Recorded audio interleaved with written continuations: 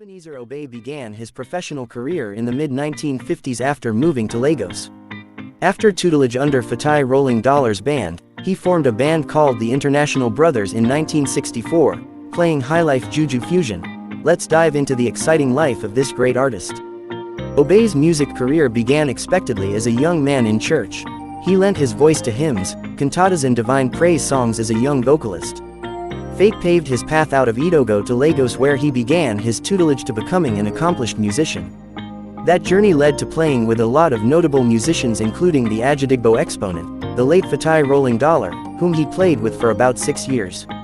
Obey formed his first band called Royal Mambo Orchestra in 1957, but it was not until 1964 did he score his first Juju hit. Obey was a prolific musician whose sound has evolved over the years many times to suit the era and explore the diversity of Juju music. His early offerings had the markings and influences of Highlife music. In fact, one of his most evergreen hits, Ori Bayami, borrows its tune from Rex Lawson's twee number, Jolly Papa.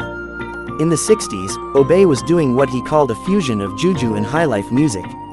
Perhaps the most accomplished song from this period is that love song, Paulina, named for the lady with whom he had a seaside exchange with.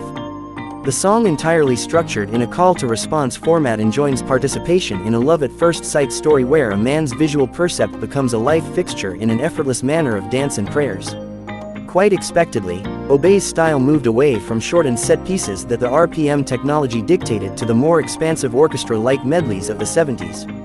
One of his funkiest releases at this time was Board Members, a big hit throughout Nigeria and one of his most memorable tunes.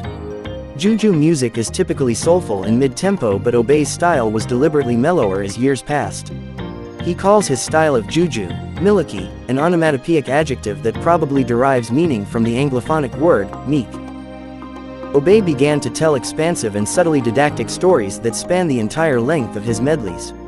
Perhaps the most accomplished song of this era, The Horse, the Man and the Sun, was a delightful parable about how satisfying mankind was a Herculean if not impossible task. Obey's brand of Juju music, in being mellow and reflective, became more interested in becoming a social conscience. The message of Obey's music, even before he became an evangelist, had a subtle charge to listeners to be good to themselves and each other. In the early 80s, Obey released a series of albums that took care of all social events that the party-loving Yorubas engaged in. This was quite timely because Juju music fell out of popularity on account of the rise of Fuji music as well as an economic decline that sharply contrasted the oil boom of the 70s that ensured Obey had become a superstar millionaire. The 90s found Ebenezer Obey in the church where he consecrated himself to God and became an evangelist. He began his own ministry where he used both song and sermon to win souls for Christianity.